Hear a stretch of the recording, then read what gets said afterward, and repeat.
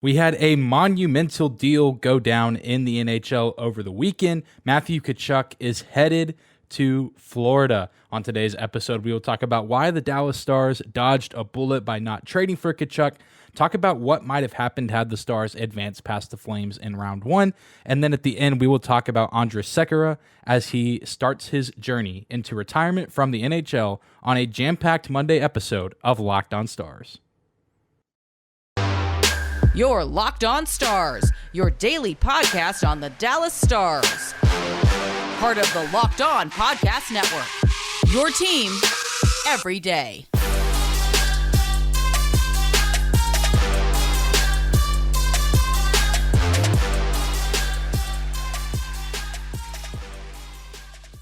Howdy, Stars fans. Welcome back to the Locked On Stars podcast, the only daily podcast covering the Dallas Stars, part of the Locked On Podcast Network.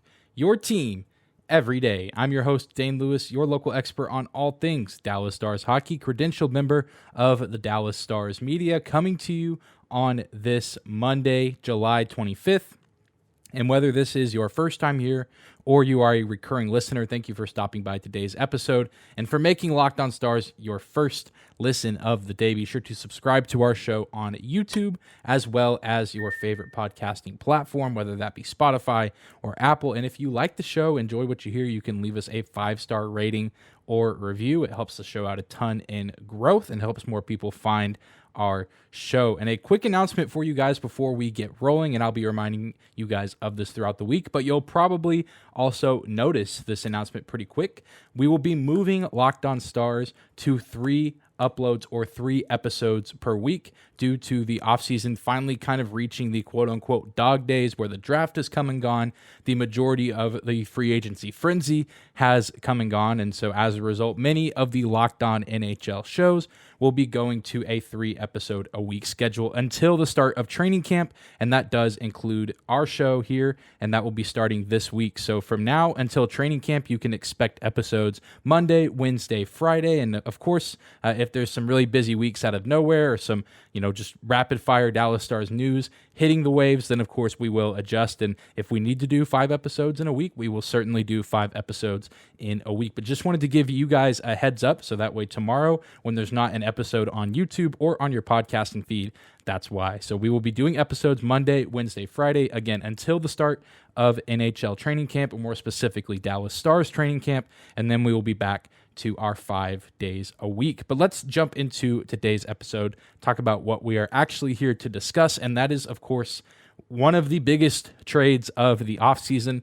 one that came late Friday night at probably the most inconvenient time for news to break as far as people in the media having to report on it and react to it. And it made me thankful for one reason, that Matthew Tkachuk is not a Dallas Star for that reason, and a few others as well, which we'll dive into in a few minutes. But as I'm sure many of you know, forward Matthew Tkachuk is going to Florida. He is now a member of the Panthers, and this is a move that cost the Panthers an arm and a leg. The Calgary Flames send Matthew Tkachuk to the Sunshine State, and the Panthers get Tkachuk, obviously, who was a 104-point scorer, 42 goals, 62 assists, and they signed him to an 8-year deal worth $9.5 million AAV, and the Panthers are also getting a conditional 4th-round pick in the 2025 NHL Draft, and the Calgary Flames get a hefty return for sending Matthew Tkachuk away. They get Jonathan Huberdeau coming off his best season and one of the best offensive seasons in recent NHL history with 30 goals, 85 assists, and 115 points. Defenseman MacKenzie Weegar, 8 goals, 36 assists, and 44 points this past season.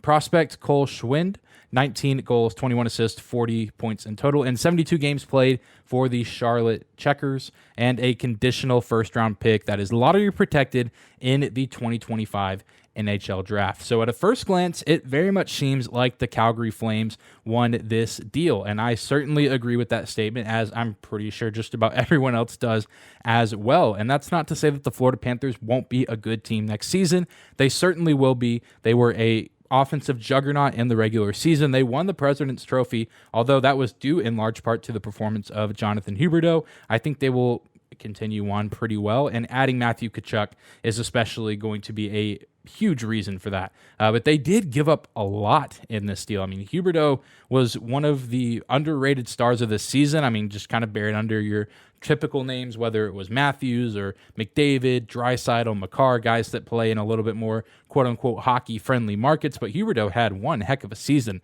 And Weegar is one of the more underrated defensemen in the NHL. I think that any defenseman on that Florida team maybe gets buried under the forward talent, the explosive offensive talent on that Panther squad. So Calgary, I don't think they're going to be as good as they were last year, but I think that they are going to be just fine. I think they got a pretty good return, and they still have a pretty nice core to go with their team.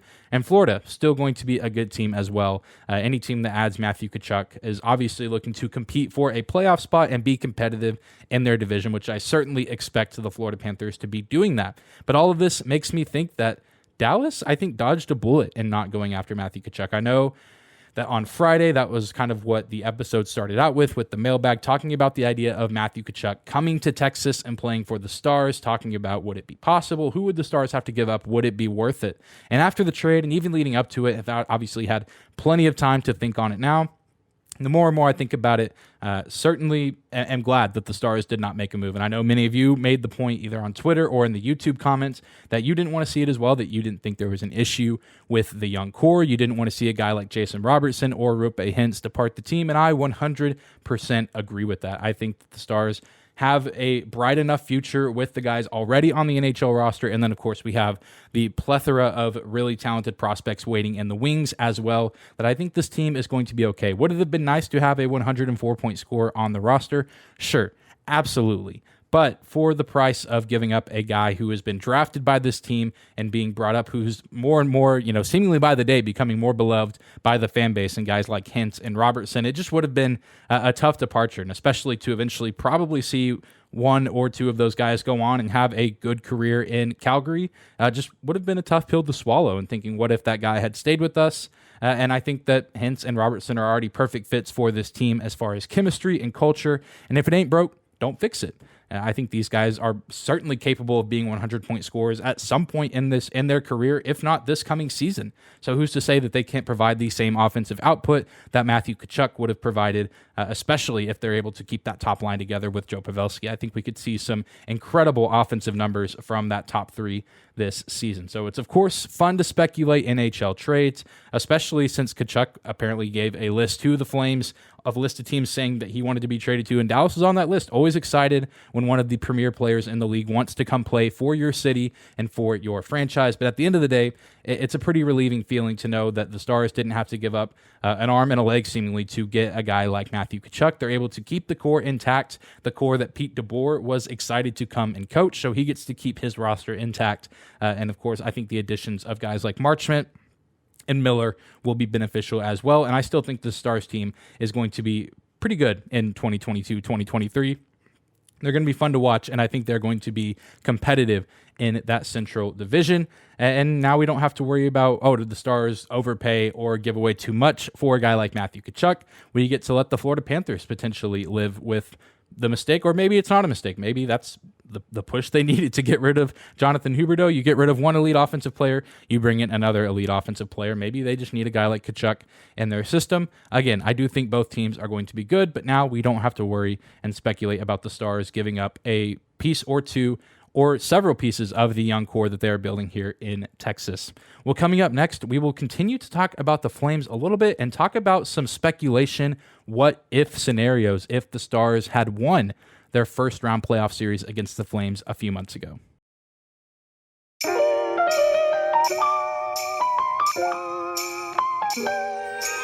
Today's episode of Locked On Stars is brought to you by our friends over at BetOnline.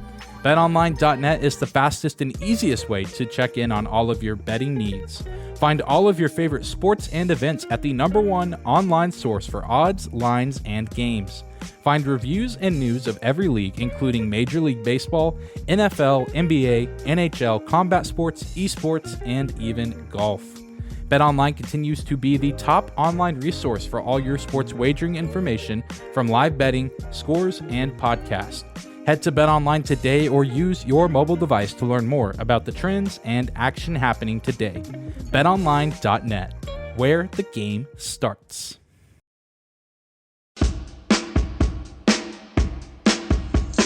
Moving on this Monday episode of Locked On Stars. Thank you again for stopping in and for making us your first listen of the day. Continuing to talk about the Calgary Flames to some degree. You could say that the Calgary Flames have had a fairly brutal offseason with the departure of their two superstars. Johnny Gaudreau goes and signs with the Columbus Blue Jackets in free agency, and they trade Matthew Tkachuk to the Florida Panthers after he informed the team that he would not be signing a new deal at the end of his current contract. And so he went to a team in Florida that was willing to give him that 8-year deal worth $9.5 million per season. And so it's easy to maybe look at the Flames and feel bad for them. I'm sure that almost no Stars fans feel bad for the Flames given how the playoffs ended for the Dallas Stars. But there's many people out there saying that, the Edmonton Oilers, their bitter rivals, broke them. And, this got me thinking about how fun of a storyline that would be if the Stars were the one to knock them out in the playoffs in round one. You look at even the NBA, the Utah Jazz seem to be dissolving before our eyes, all because the Dallas Mavericks beat them in the first round of the playoffs. And I think that we likely would be seeing a lot of the same things, maybe even happening in faster succession had the Stars knocked out the Flames in round one. The Flames, of course, are going to be fine, I think, this next season, adding Huberdeau and Weegar to the core of Lindholm, Mangiapane, Coleman, Toffoli, Markstrom, list goes on and on. But, of course, you talk about the what-if speculation of if the Dallas Stars won that first-round series. What if Dallas won Game 7? What if Johnny Gaudreau doesn't hit that shot? I mean, a 1 in 10 shot. If Gaudreau takes that exact shot from that angle, the way he shot it 10 times, I think 9 out of 10 times it doesn't go in. Jake Oettinger was in the right spot to make that save, and it slides through the smallest sliver. The smallest sliver. I know you guys know this because you all watched it just like I did. You watched it happen live. But you can't help but ask the question, what if that shot gets saved? What if the Dallas Stars go down the ice eventually and put in the game-winning goal to eliminate the Flames in their building in front of that sold-out crowd? Dallas clearly would go on to round two to take on the Edmonton Oilers. They would be staying in Alberta for a couple games, or a few games rather, in the playoffs. They would stay in Edmonton, where they did go to the Stanley Cup Finals in the bubble in 2020. Of course, the Battle of Alberta, as we know, this past season in the playoffs was about as chaotic as a 5-game series could be. Game 1 ended in a 9-6 score in favor of the Flames, but then after that, the Oilers would rattle off 4 consecutive wins. But you look at that Game 1, goalie for the Oilers, Mike Smith, gets pulled 6 minutes into the game for Mikko Koskinen. And after that game, I remember, I think I even tweeted about it, talked about it on the show. Oettinger would never allow the Stars to be in that position in the playoffs. Absolutely not. Of course, there's no way he stays in for 9 goals. He would eventually have been pulled for Wedgwood, but there's no way, no shot that he allows himself to get pulled in the playoffs, because we saw how he played in round one. Jake Oettinger, this term is being overused, and it's a meme, maybe not serious, but Jake Oettinger had that dog in him in round one of the Stanley Cup playoffs. There's absolutely no way he allows himself to get pulled in any game of the playoffs, and we saw he didn't get pulled against the Calgary Flames, and Mike Smith did. And the Oilers gave up quite a few goals to the Flames in bunches because that was a talented offensive team. But Mike Smith and Mikko Koskinen, even combined, not even half the goalie that Jake Oettinger is. Jake Oettinger is a far and away better goalie than those two players. And I think if Dallas makes it to round 2, I don't think it's too far-fetched to say that they very realistically could have won in 6-7 games against the Oilers. It would have been a hard-fought series, absolutely. Dallas had the clear advantage in net, but the rest of the series pretty wide open. They would have needed to shut down McDavid and Draisaitl, who led the entire NHL in playoff points. McDavid at 33, Draisaitl at 32, and Evander Kane, who was tied for the most goals in the playoffs with Nathan MacKinnon at 13. Absolutely, that Oilers offense was a force to be reckoned with. Jacob Markstrom certainly had his work cut out for him, but he was probably also worn down after a 7-game battle against Jake Oettinger and the Stars. So Oettinger probably also would have been a little bit tired and fatigued, but I don't know. I just have a sense that Oettinger would have played better. I think he was overall the better goalie in that round 1 series against the Flames. He just didn't get as much insurance from his team as Markstrom did. I'm obviously not delusional. I think the Stars very realistically could have won round two, and they would have advanced to the Western Conference Finals, of course. Not delusional, though. There's no way that they beat that Colorado team in 7 games. I think they maybe get one out, but they don't win more than one game if they make it to the Western Conference Finals against the Colorado Avalanche. And I'm probably being even generous with that one win. I mean, that was just an absolute bloodbath. Avs versus Oilers. I don't know if the Stars would have fared much better. I'll give them one win, of course, because of Jake Ottinger. And the Stars kind of had the Avs number for the majority of the regular season, winning that season series. So playoffs, obviously different. They had a really, really good team in the playoffs. Some guys were added through the trade deadline that weren't there when Dallas played them. I digress. The Dallas Stars not beating the Colorado Avalanche, but still making it to the conference finals 2 years after being in the Stanley Cup final, I think would have done wonders for the Stars in the eyes of the public. I mean, I think because of what happened in reality, they were considered a team, that had a good season, a good team that had a good season, rather than a great team that had a great season. And that's just how the world of sports works. I mean, if you get eliminated in the wild card round in the NFL or the first round of the NBA or NHL playoffs, you're likely considered by the media and the general public to be a good team, and you had a good season. Dallas lost in round 1, and they fit that criteria exactly. You look around the rest of the NHL. The Nashville Predators got swept by the Colorado Avalanche. Good team with a good season. They were a little over their heads without UC Saros in that series, but still, good team, good season.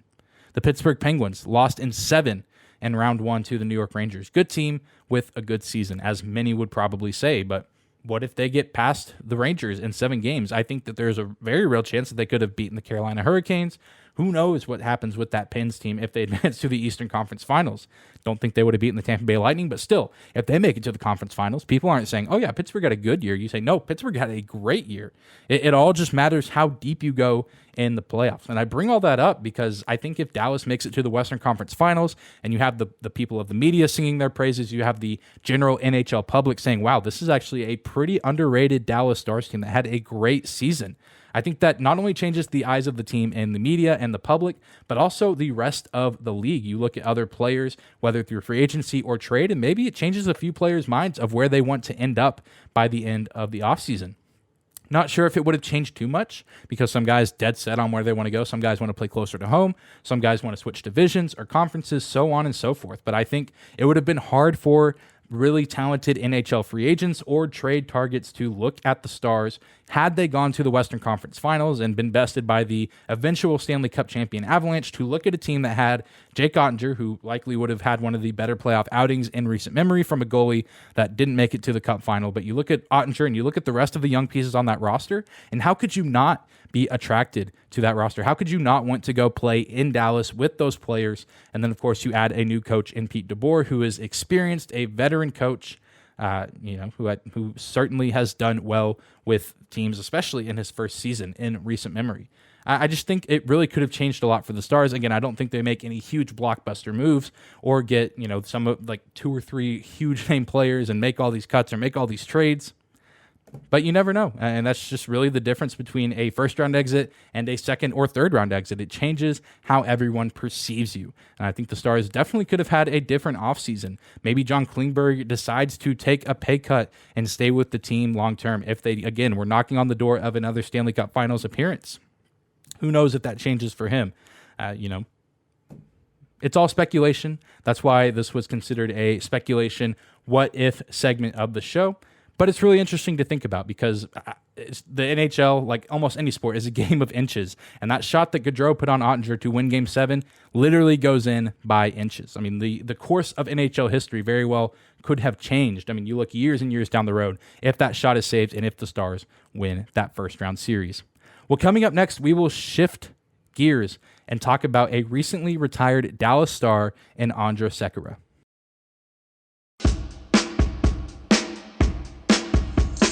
All right, we're closing out this Monday episode of Locked On Stars, talking about the most recent retired Dallas Star defenseman, Andrej Sekera. It was announced last week that the veteran defenseman would be retiring from the NHL. Sekera recorded 842 regular season games. He played for the Buffalo Sabres, Carolina Hurricanes, LA Kings, Edmonton Oilers, and of course, our Dallas Stars. In his career, he recorded 51 goals, 202 assists, 253 points He also played in 46 playoff games. Of course, was actually a pretty key component to that 2020 Stanley Cup Finals team for the Stars. He blocked 38 shots in 27 games, according to an ESPN article posted about Sekera's retirement. Many will also probably remember Andrej Sekera for putting the exclamation point on the 2020 Winter Classic, scoring the final goal in that game to put the Stars up 4-2. Defeating the Nashville Predators in one of the most electric games in team history. He was a two-time Olympian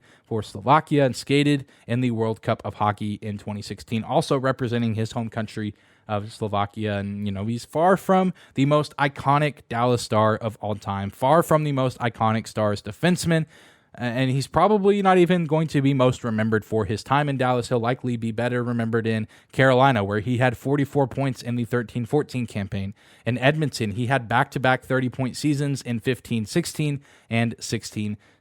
I mean, this is a guy who had a storied career. He's been all over the country and all over Canada as well, several times playing with multiple teams for nearly 2 decades. I mean, it's just impressive to see guys play any professional sport for that long, but let alone one of the most physically grueling sports. I mean, just a sport that absolutely destroys your body. And yet Andrej Sekera played for years upon years upon years for several franchises. And he was a guy, at least when he was in Dallas, that, never really cared about the spotlight. He knew coming into Dallas that he was not going to be the guy on defense or even the guy on the team. This is a guy who came in, knew his role as a veteran defenseman was to do what he was asked, do what he was told by the coaching staff, play the minutes that he was assigned to play, and help be a leader in the locker room, especially with that young defensive core. John Klingberg, a little bit younger whenever Sekera came to the Stars. Miro Heiskanen was still a young guy, but was a very, very young guy coming into the league. Had a mentor like Andrej Sekera to look up, even though their games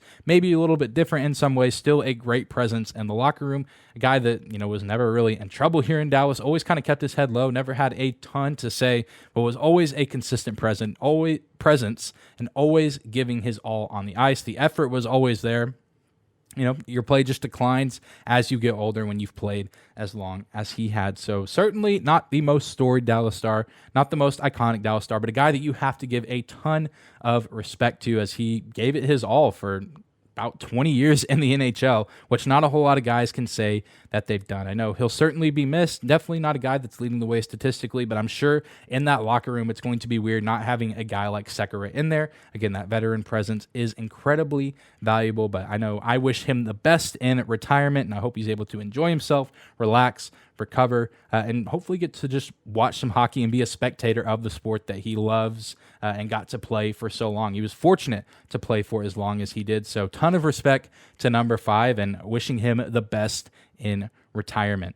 Well, that's going to do it for today's episode of Locked On Stars. Thank you again for making us your first listen of the day. Be sure to subscribe to our show here on YouTube as well as on your favorite podcasting platform. You can also find and follow me on Twitter at Dane_Lewis, as well as our show at Locked On Stars. Remember, we won't be back again until Wednesday. We will be uploading 3 episodes a week until the start of training camp. Thank you guys again for the continued support throughout the season and the offseason. We will still be the only daily podcast covering the Dallas Stars in season, but now going into the month of August and into the dog days of summer, going to reel it back a little bit because there's still always something to talk about, but maybe not something to talk about every single day. But thank you guys again for tuning into the show. Thank you for supporting the show, and we will see you back here on Wednesday.